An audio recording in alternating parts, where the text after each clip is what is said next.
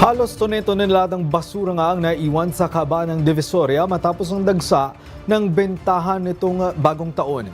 Karamihan sa mga basurang iniwan ay mula sa iba't ibang produktong ibinenta nitong holiday season. Ayon sa Zero Waste campaigner na si Ochi Tolentino ng Eco Waste Coalition, matagal ng problema ang pagdami ng basura sa lugar tuwing Christmas season. Dagdag pa niya, kulang ang monitoring sa Divisoria dahil sa lawak ng lugar at dami ng gawain.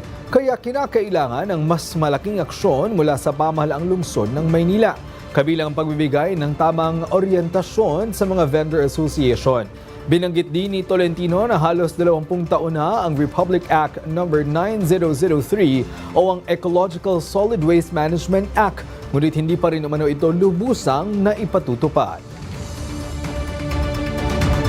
Kaya po talagang nananawagan po kami diyan sa lokal na pamahalaan ng Manila na kami po sa Eco Waste Coalition ay willing na tumulong sa kanila upang magkaroon ng orientasyon ang mga vendors association po yan sa Divisoria para maiwasan na po natin ito.